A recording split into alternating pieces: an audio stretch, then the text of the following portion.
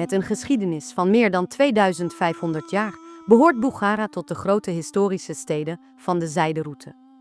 Lang voor de komst van de islam werd hier onder meer het Zoroastrisme beoefend, een van de oudste religies ter wereld. Door de eeuwen heen hebben kooplieden, geleerden en heersers bijgedragen aan het uitzonderlijke erfgoed dat de stad vandaag nog steeds kenmerkt.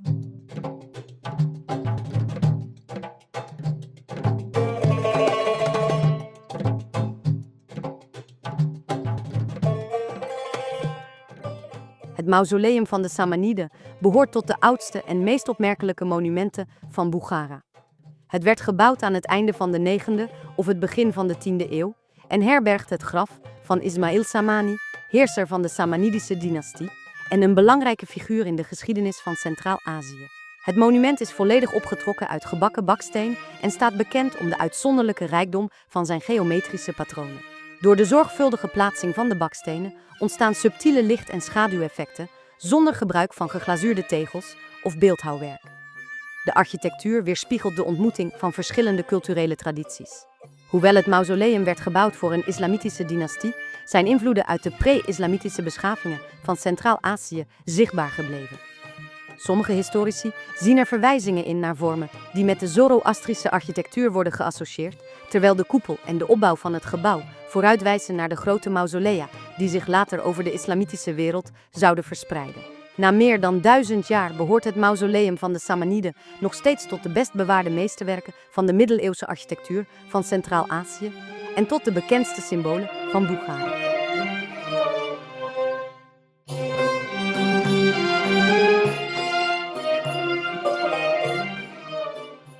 Chashma Ayub betekent de bron van Job. Volgens de lokale overlevering liet de profeet Job, bekend uit de Joodse, christelijke en islamitische tradities, hier tijdens een periode van droogte een bron ontspringen. Het huidige heiligdom werd in de 12e eeuw gebouwd onder de Karaganiden en in de daaropvolgende eeuwen meermaals uitgebreid en gerestaureerd. De elegante kegelvormige koepel, die zeldzaam is in Centraal-Azië, maakt het tot een van de meest herkenbare monumenten van Bukhara. Binnen bevinden zich de put die met deze legende wordt verbonden en verschillende vereerde graven. Chashma Ayub is meer dan een mausoleum alleen. Het is een bedevaartsoord waar geschiedenis, geloof en lokale tradities samenkomen.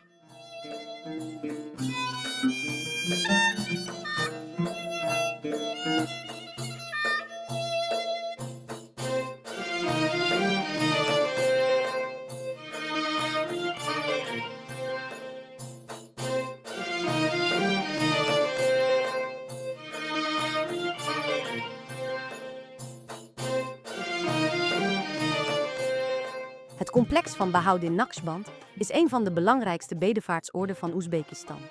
Het is gewijd aan Bahauddin Naqshband, een Soefi-meester uit de 14e eeuw en stichter van de Naqshbandi-orde, waarvan de invloed zich ver buiten Centraal-Azië verspreidde.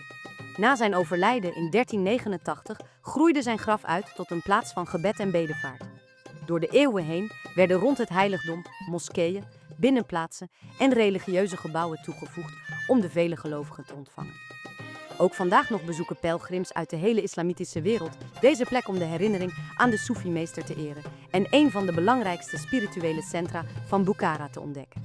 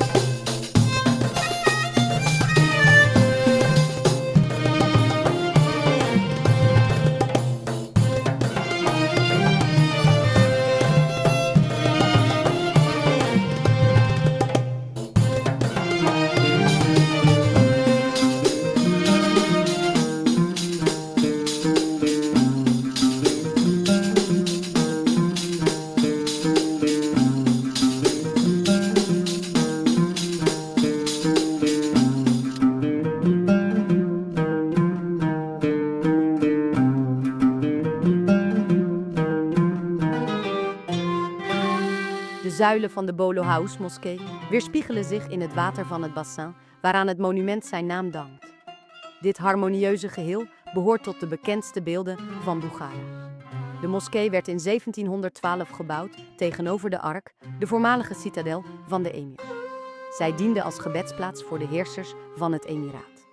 De ruime zuilengalerij wordt gedragen door hoge, rijk gesneden houten zuilen, terwijl beschilderde plafonds en kleurrijke mozaïeken getuigen van het vakmanschap van plaatselijke ambachtslieden.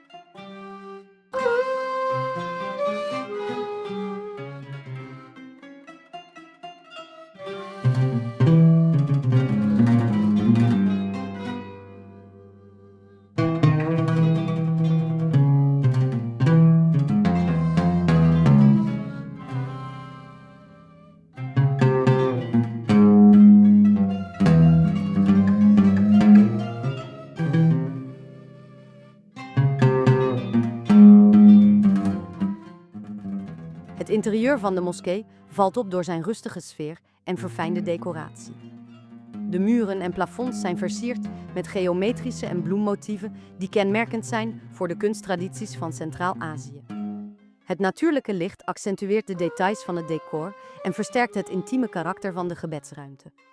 Minder imposant dan de grote monumentale moskeeën van de regio wordt Bolo House gewaardeerd om haar harmonieuze verhoudingen en de verfijning van haar ambachtelijke afwerking.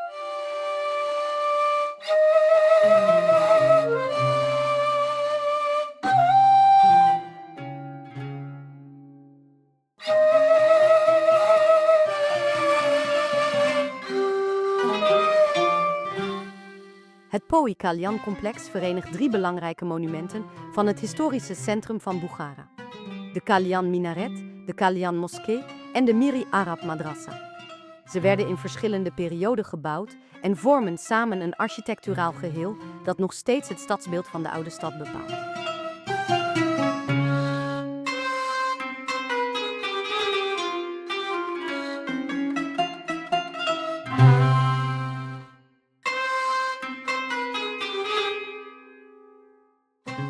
De Miri Arab Madrasa werd gebouwd in de 16e eeuw tijdens het bewind van de Oezbeekse heerser Ubaydallah Khan. Al bijna 5 eeuwen speelt zij een belangrijke rol in het religieuze leven van Bukhara en blijft zij een van de meest herkenbare gebouwen van het Poi Kalyan-complex.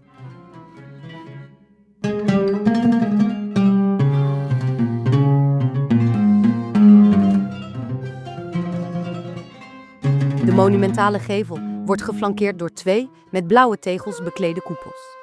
De geometrische en kalligrafische decoraties van het portaal getuigen van het vakmanschap van de Centraal-Aziatische ambachtslieden uit de periode van de Oezbeekse Ghanaten. De 2 turkooize koepels behoren tot de meest kenmerkende elementen van het stadsbeeld van Bukhara.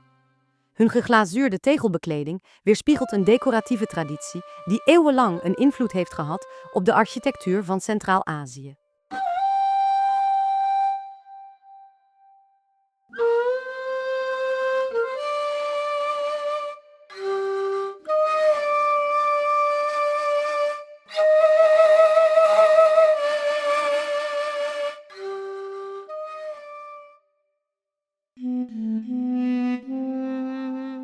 De Kalyan Moskee is het belangrijkste gebedshuis van het Poi Kalyan-complex in het historische centrum van Bukhara. Zij werd in de 16e eeuw onder de Shaybaniden herbouwd en behoort tot de grootste moskeeën van Centraal-Azië.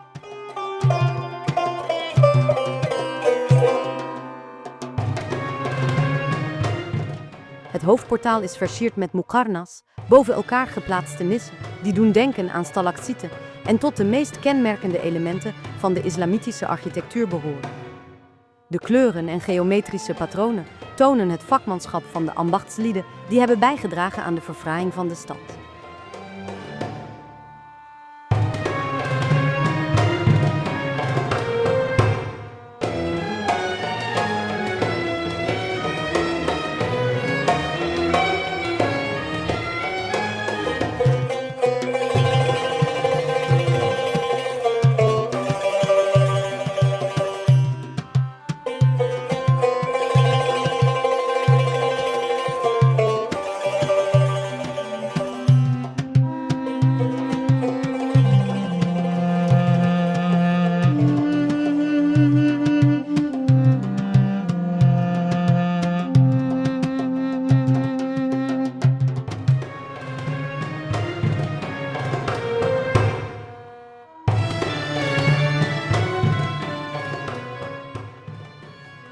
Rond de grote binnenplaats van de moskee bevinden zich overdekte galerijen en gebedsruimte die plaats bieden aan grote aantallen gelovigen.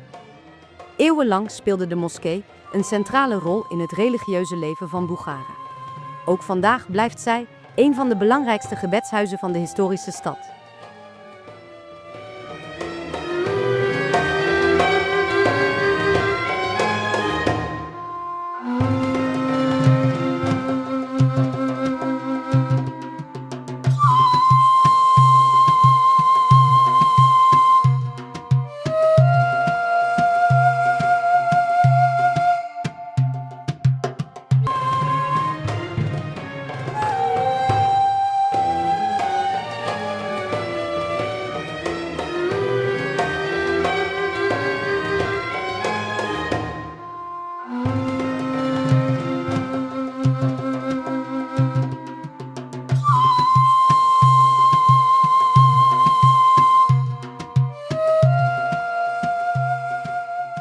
De Qalian Minaret domineert het historische hart van Boekhara. Aan zijn voet ligt de uitgestrekte Qalian moskee, terwijl de Mir-i-Arab Madrasa aan de overzijde van het plein staat. Hoewel deze monumenten tegenwoordig een harmonieus geheel vormen, werden zij niet in dezelfde periode gebouwd. Van ver boven de daken van Boekhara zichtbaar, diende de minaret vroeger als herkenningspunt voor reizigers en karavanen die de stad naderden. Tegelijk markeerde hij het religieuze centrum van Boekhara en begeleidde hij de oproep tot het gebed. De minaret werd in 1127 opgericht onder de Karaganidische dynastie. Hij is daardoor aanzienlijk ouder dan de monumenten die hem vandaag omringen. De Mir-i-Arab Madrasa dateert uit de 16e eeuw en ook de huidige moskee werd in diezelfde periode onder de Shaybaniden herbouwd. Met een hoogte van ongeveer 45 meter maakt de minaret indruk door zijn elegante verhoudingen. De decoratie is volledig opgebouwd uit zorgvuldig geplaatst baksteenwerk dat uiteenlopende geometrische patronen vormt, zonder gebruik te maken van de grote keramische bekledingen die de omliggende monumenten sieren. Door de eeuwen heen kende Boekhara invasies, verwoestingen en wederopbouw. Toch overleefde de Qalian Minaret deze turbulente geschiedenis en behoort hij tot de weinige grote monumenten van de stad die grotendeels hun oorspronkelijke structuur hebben behouden.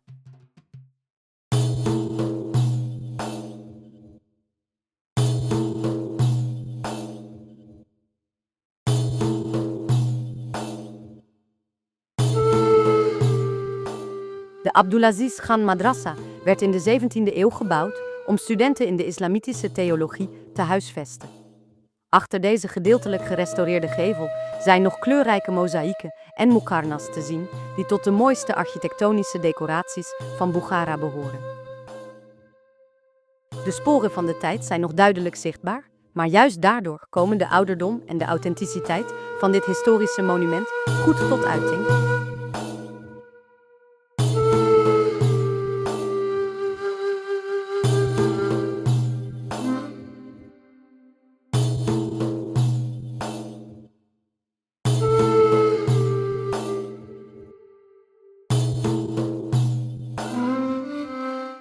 De Nadir Divan Beghi Madrasa werd in de 17e eeuw gebouwd nabij het Liab-i-Housebassin en was oorspronkelijk bedoeld als caravanserai voor kooplieden.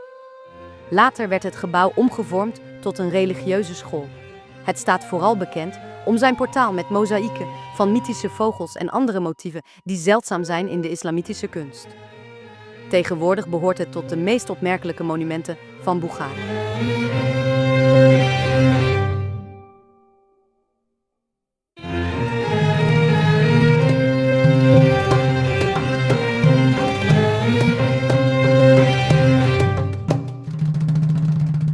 De Maghoki Atari moskee behoort tot de oudste monumenten van Boekhara.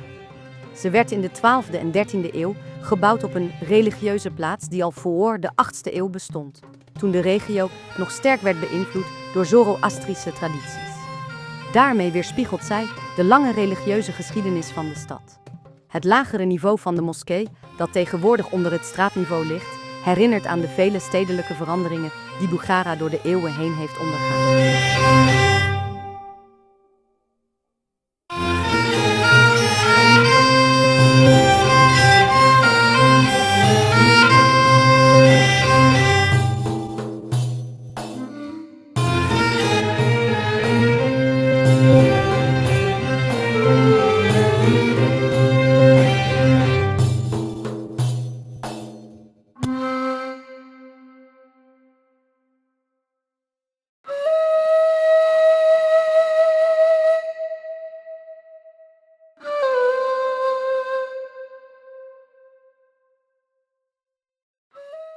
De Ark-citadel domineert Bukhara al eeuwenlang.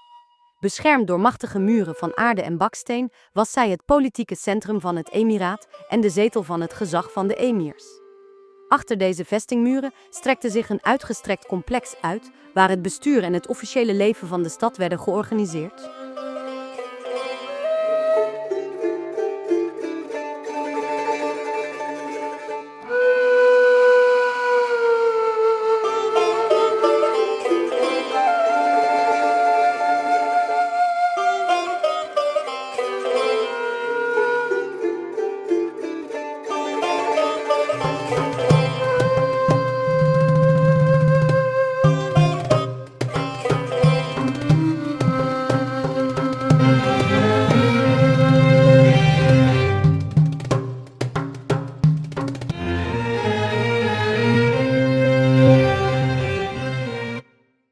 Binnen de Ark-citadel voorzag de Juma-moskee in de religieuze behoeften van het hof van de emirs van Bukhara. De moskee werd aan het einde van de 17e eeuw gebouwd en werd gebruikt door de heersers en hoge functionarissen van het emiraat.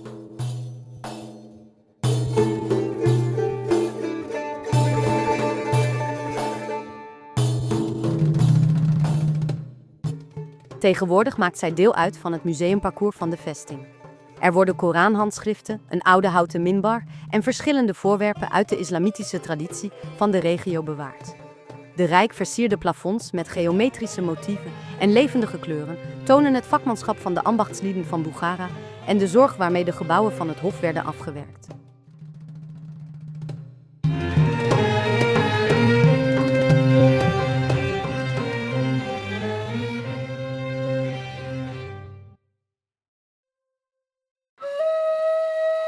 De Kurinishkana was een van de belangrijkste ceremoniële ruimten van de Ark-citadel. Hier ontving de emir van Bukhara ambassadeurs, buitenlandse hoogwaardigheidsbekleders en vertegenwoordigers van naburige staten tijdens officiële plechtigheden.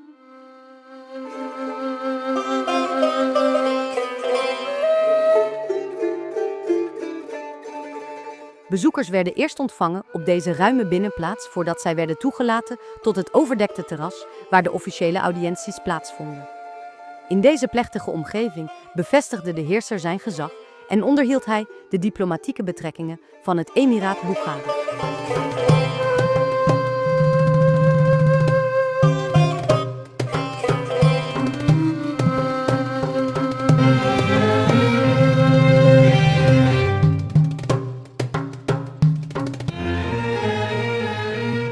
Het paleis Sitori Imoki Khosa was de zomerresidentie van de laatste emirs van Bukhara. Het werd gebouwd aan het einde van de 19e en het begin van de 20e eeuw en weerspiegelt een periode waarin Russische en Europese architectonische invloeden samengingen met de tradities van Centraal-Azië.